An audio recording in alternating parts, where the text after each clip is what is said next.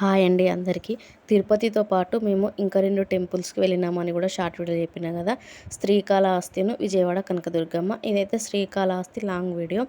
మేము early morning Warangal railway స్టేషన్‌లో 9కు Krishna train ఎక్కితే మళ్ళీ నైట్ 9 వరకు మేమైతే శ్రీకాళహస్తిలో దిగినాం.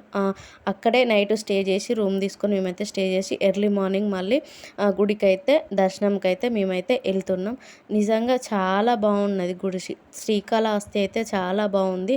ఎప్పుడు వెళ్ళలేదు, మేము కూడా ఫస్ట్ టైం. ఇదైతే నైట్ టైం మేము వస్తుంటే నైట్ టైంలో తీసిన వీడియో. గుడి అయితే చాలా బాగుండింది.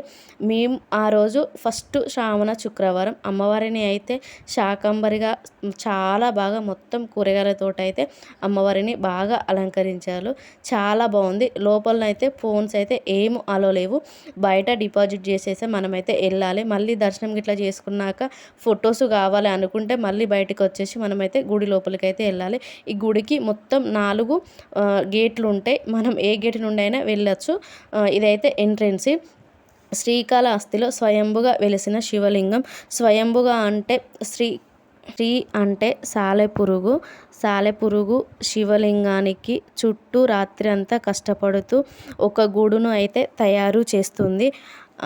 ఆ గూడును కాల అంటే పాము తన దగ్గర ఉన్న వెలకట్టలేని నాగమణిని తెచ్చి శివలింగం ముందు పెట్టి పూజిస్తుంది. అస్థి అంటే ఏనుగు తన తొండంలో నది నుండి నీళ్లు తెచ్చి లింగానికి అభిషేకం చేసేది. పూలు తెచ్చి అలంకరించేది.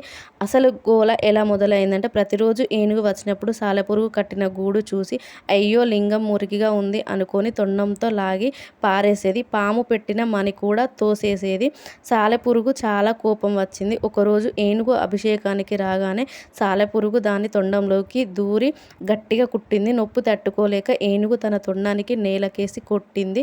ఆ దెబ్బకి సాలెపురుగు అక్కడే ఉన్న పాము కూడా నగిలి చనిపోయాయి. ఏనుగు కూడా నొప్పితో చనిపోయింది. ఈ ముగ్గురు శివుడి కోసమే ప్రాణాలు వదిలారు.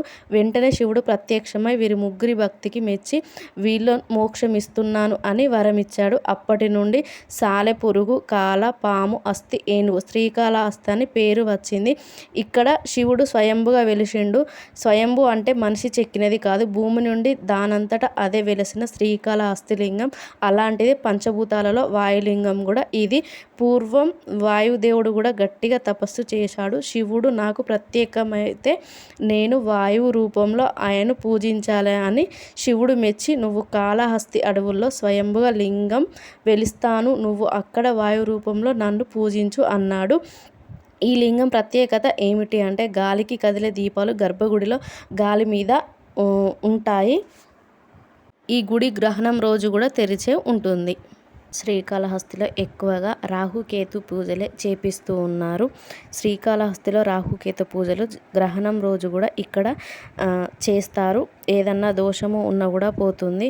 అందుకే రాహుకేతు పూజలు కూడా శ్రీకాళహస్తిలో ఎక్కువగా చేస్తున్నారు. నాకు తెలిసిన స్టోరీ చెప్పిన.